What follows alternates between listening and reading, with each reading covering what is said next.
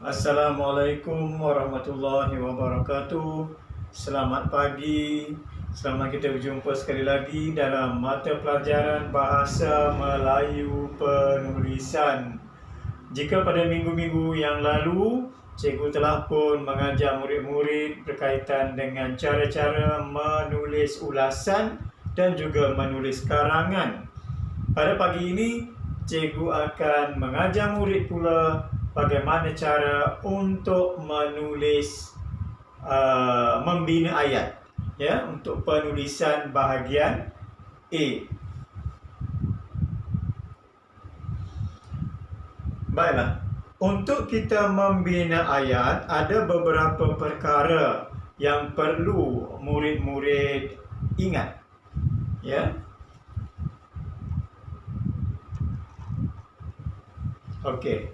Yang pertama, sebelum membina ayat, murid-murid kena membaca arahan yang terdapat pada soalan. Kenapa kena baca arahan? Ini untuk mengelakkan murid-murid daripada terpesong. Ya, mungkin arahan itu meminta murid membina 6 ayat. Tapi disebabkan murid tak baca arahan dengan betul, murid terus bina 5 ayat.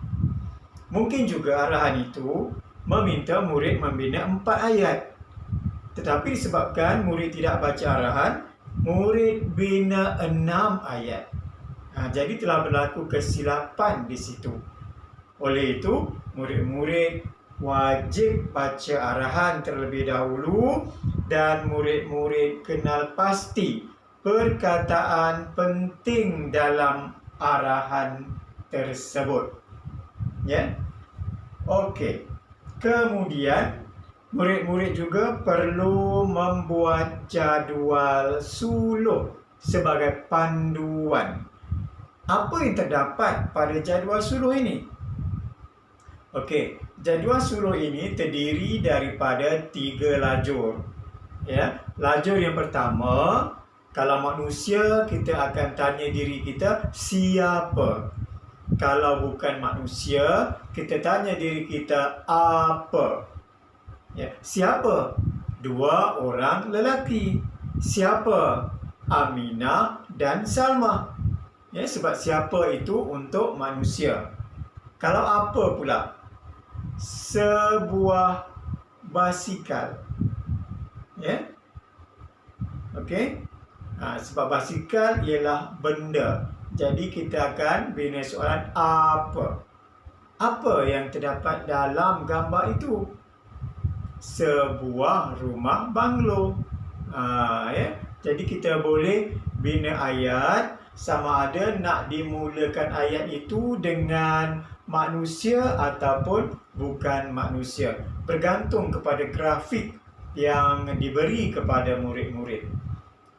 Baik, untuk lajur yang kedua, lebih kepada buat apa? Sebab kita nak fokus kepada aktiviti. Apa yang terdapat dalam gambar itu? Apa yang dibuat oleh orang itu? Ya, contohnya, katakanlah lajur yang pertama tadi siapa? 2 orang lelaki. Okey, dia buat apa? 2 orang lelaki menunggang basikal. Maknanya dalam gambar itu murid-murid akan dapat lihat ada 2 orang lelaki menunggang basikal. Jadi lajur kedua buat apa? Menunggang basikal. Okey. Dan yang ketiga ialah lajur yang terakhir. Untuk itu murid boleh tanya diri sendiri sama ada bagaimana, mengapa, ya, bila, berapa dan sebagainya. Itu untuk murid buat huraian ayat. Supaya ayat itu lebih panjang bagi membolehkan kita membina ayat majmuk. Ya, bagi membina ayat ini, murid-murid kena bina ayat majmuk supaya mendapat markah penuh, iaitu sebanyak 10 markah. Jadi contoh, 2 orang lelaki menunggang basikal. Okey, kaitkan dengan gambar untuk pergi ke sekolah pada waktu pagi. Ya. Jadi yang di hujung tu maknanya murid boleh tanya diri sendiri, mengapa mereka menunggang basikal. Jadi jawapannya untuk pergi ke sekolah. Bila pergi ke sekolah? Pada waktu pagi. Jadi murid dapat buat huraian terhadap ayat yang pertama dan kedua tadi, ya, yang terdapat pada lajur pertama dan lajur kedua tadi. Dan kalau murid-murid baca ayat tadi, dalam ayat itu ada dam untuk sayang, maknanya ada kata hubung. Apa kata hubungnya? Dua orang budak lelaki menunggang basikal untuk pergi ke sekolah. Jadi ada untuk di situ. Ya, apabila murid masukkan perkataan untuk, maknanya ayat yang murid bina itu ialah ayat majmuk. Okey, dan apabila dah siap ayat itu, seperti biasa murid-murid perlu semak. Apa yang nak disemak? Terutamanya tanda baca. Kena tengok huruf besarnya betul ke tidak, huruf kecilnya betul ke tidak, ya. Tanda, kemudian tengok pula titiknya jelas ke tidak, koma ada atau tidak, dan sebagainya. Selain daripada tanda baca, murid-murid juga perlu melihat ejaan. Ada tak ejaan yang tersilap tulis? Kalau tersilap, maka murid-murid kena betulkan. Bagi bahagian A ini, satu kesalahan sahaja akan menyebabkan murid-murid gagal mendapat 10 markah. Jadi, jangan buat kesalahan yang disebabkan oleh kecuaian diri kita sendiri. Sentiasalah berhati-hati dan bersungguh-sungguh. Okey, sekarang cikgu akan tunjukkan contoh soalan dan juga gambar. Maknanya soalan ini soalan yang bergambar. Okey. Markah yang diperuntukkan 10 markah. Masa yang dicadangkan 15 minit. Ya. Jadi jangan terlalu lama ya untuk menulis karangan bahagian A. Ya. Kena bina 5 ayat saja. Tak perlulah panjang-panjang. Ya. Okey, cikgu bacakan arahan. Gambar di bawah menunjukkan keadaan jamuan di kantin sekolah. Tulis 5 ayat yang lengkap tentang kepentingan disiplin berdasarkan gambar. Murid-murid nampak tak tulisan merah? Okey, itu maknanya ayat yang dibina nanti mesti berkaitan dengan kepentingan disiplin. Kena kaitkan dengan disiplin. Ya. Apa pentingnya mereka beratur tu? Ya, contohnya lah. Okey. Selepas murid-murid dah baca arahan, okey, murid-murid pun dah buat jadual suluh. Ya, macam yang cikgu beritahu tadi. Dan ini ialah contoh ayat yang dibina berdasarkan grafik tersebut. Okey, tadi cikgu dah cakap untuk kita bina ayat ada 3 lajur. Kita tengok lajur yang pertama di sini. Beberapa orang lelaki. Siapa? Beberapa orang lelaki. Itu untuk lajur yang pertama. Buat apa? Lajur yang kedua. Sedang beratur. Itu ialah lajur kedua. Lajur ketiga. Untuk memilih makanan mengikut selera masing-masing. Maknanya, mengapa beratur? Lajur yang ketiga. Mengapa beratur? Untuk memilih makanan mengikut selera masing-masing. Jadi ada kepentingan disiplin di sini. Apa kepentingan disiplin? Beratur. Ya, untuk memilih makanan. Okey. Jadi terbentuklah ayat majmuk sebab ada dam untuk sayang. Ada kata hubung untuk dalam ayat tersebut yang berwarna merah itu. Baik, kita tengok pula ayat yang kedua. Siapa? Adik Daniel. Itu untuk lajur yang pertama. Buat apa? Memegang sepinggan nasi putih. Maknanya buat apa? Lajur yang kedua, memegang sepinggan nasi putih. Kemudian kita tengok lajur yang ketiga. Dengan cermat sambil diperhatikan oleh ayahnya. Maknanya untuk lajur ketiga, murid tanya diri, bagaimana cara pegang pinggan? Bagaimana? Dengan cermat, sambil diperhatikan oleh ayahnya. Dan dalam ayat ini juga ada dam untuk sayang, ada kata hubung, iaitu sambil. Maknanya ayat pertama dan ayat kedua ini ialah ayat majmuk kerana ada kata hubung dalam ayat berkenaan. Jadi murid-murid kena pastikan, apabila membina ayat mesti ada kata hubung. Kalau tak ada kata hubung, maka akan terbentuk ayat tunggal. Ayat tunggal walaupun betul, murid-murid tak akan dapat markah penuh. Jadi rugi. Jangan buang masa dengan membina ayat tunggal. Kena bina ayat majmuk. Jadi apabila dah siap setiap ayat tu, tengok dalam ayat tu ada tak kata hubung? Ada tak dam untuk sayang tu? Kalau ada, okey. Kalau tak ada, kena fikirkan. Kena bina ayat yang lain. Kita tengok beberapa orang lelaki beratur. Kita tengok gambar tu. Nampak tu kan? Ada orang yang berkopiah putih, berbaju coklat, kemudian ada macam orang India, kemudian ada orang berbaju biru dan berkopiah. Itu sedang beratur. Kenapa mereka beratur tadi? Sebab mereka memilih makanan. Baik, untuk yang kedua tu adik Daniel memegang pinggan. Kita tengok mana gambar adik Daniel memegang pinggan. Tu dia. Tengok di belakang gambar orang India tu. Adik Daniel tu antara orang India dengan orang Melayu yang berbaju biru, berkopiah putih. Nampak ada adik Daniel? Apa baju yang adik Daniel pakai tu?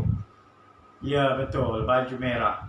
Nampak dia pegang pinggan. Pinggan tu warna putih. Kenapa dia pegang pinggan? Dia pegang pinggan dengan cermat. Bagaimana dia pegang pinggan? Dia pegang pinggan dengan cermat sambil diperhatikan oleh ayahnya. Mana ayahnya di belakang tu lah, yang berbaju biru, berkopiah putih. Maknanya apabila murid-murid telah pun baca arahan, murid-murid telah pun memasukkan dam untuk sayang dalam ayat. Kemudian sebelum bina ayat tadi, murid-murid telah pun buat jadual suluh.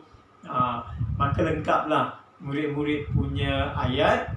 Dan pastikan buat simakan sebelum murid-murid berpuas hati dengan ayat yang murid-murid bina. Maknanya tak berapa susah lah untuk murid-murid membina ayat. Okey, sebagai kerja untuk hari ini, kerjanya mudah saja. Murid-murid boleh tengok buku teks muka surat 23. Okey, cikgu tunjukkan di sini. Buka muka surat 23 yang bertajuk atasi stres. Jumpa tak agaknya?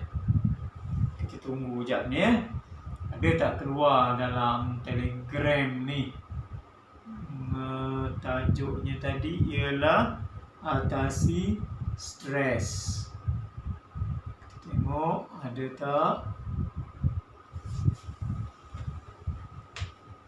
Okey, itu gambarnya kalau murid. Tengok dalam buku teks. Sama tak? Cikgu rasa sama gambarnya tu. Tengok betul-betul. Okey, cikgu dah besarkan. Di situ ada 4 gambar. Ya. Tapi cikgu nak murid-murid bina 5 ayat. Macam mana tu? Gambar ada 4, tapi nak bina 5 ayat. Jadi murid kena pilih salah satu daripada gambar itu kena buat 2 ayat. Tak kira lah sama ada gambar bangun awal, ataupun gambar bilik selesa, ataupun gambar keluarga bahagia, ataupun persediaan awal. Salah satu daripadanya kena buat 2 ayat. Supaya jumlah semuanya ialah 5 ayat. Tapi murid-murid kena pastikan masukkan frasa setiap gambar. Contoh gambar yang mula-mula tu bangun awal, kena masukkan frasa bangun awal. Kemudian kena masukkan frasa bilik selesa. Kena masukkan frasa keluarga bahagia dan masukkan frasa yang akhir sana tu persediaan awal. Oleh sebab kita nampak manusia dalam setiap gambar ini, jadi ketika nak membina jadual sulung, murid-murid boleh guna siapa. Siapa dalam gambar tu? Itu buat apa? Dan huraikan. Okey, seperti biasa, setelah murid-murid siap membina 5 ayat dalam buku penulisan bahagian A. Cikgu rasa buku tu warna merah kot. Tapi ada tulis bahagian A. Buat 5 ayat tersebut, kemudian ambil gambar dan hantar menggunakan aplikasi WhatsApp ke nombor peribadi cikgu seperti biasa. Dan insya-Allah nanti apabila buka sekolah untuk tahun 6 buka sekolah pada 8 Mac, cikgu akan edarkan jawapan bagi setiap latihan yang pernah kita buat. Dan cikgu nak tengok dalam setiap buku penulisan tu murid-murid telah pun tulis hasil tugasan tersebut. Sebab cikgu nak murid-murid hantar buku-buku itu kepada cikgu pada 8 Mac nanti. Jangan kata tak ada buku. Mesti ada. Jadi kalau sekarang masih lagi terkial-kial belum siap, siapkan. Setiap orang mesti siap kerja sekolah yang telah cikgu beri sebelum ini. Penulisan B, penulisan C, dan hari ini penulisan A. Begitu juga dengan latihan latihan pemahaman. Okey, itu sahaja untuk pagi ini. Jangan stres. Kalau murid tengok gambar ni ada tulis cara mengatasi stres. Itulah dia. Jadi bangun awal pagi sebab kita orang Islam kan. Kena bangun awal pagi sebab nak solat subuh. Jangan tak solat. Kemudian apabila kita belajar kena ada bilik yang selesa. Tapi kalau tak ada bilik tak apa. Cari tempat yang selesa, terang, tempat tu jangan gelap. Kemudian kita kena ada keluarga yang bahagia. Kena saling membantu antara satu sama lain. Tak bolehlah murid-murid belajar, mak ayah menonton Hindustan. Tak boleh. Mesti ada kerjasama. Murid-murid belajar, mak ayah tunjuk ajar. Barulah wujud keluarga bahagia. Dan lain sekali, kena buat persediaan awal. Kalau nak periksa, buat persediaan awal. Kalau nak pergi sekolah esok pun kena buat persediaan awal. Malam ini kena sediakan apa buku yang dibawa, semua dah dimasukkan ke dalam beg. Dan begitulah seterusnya. Okey, itu sahaja untuk hari ini. Jadi siapkan latihan dan hantar kepada cikgu selewat-lewatnya jam 6 petang hari Isnin. Jangan lambat. Kalau lambat nanti payah. Macam tak siap kerja sekolah. Kena selalu fikir, kalau orang lain boleh buat, kenapa aku tak boleh buat? Itu dia. Jangan cari alasan. Kita kena belajar menangani setiap masalah dengan matang. Okey, itu sahaja. Assalamualaikum warahmatullahi wabarakatuh. Bye.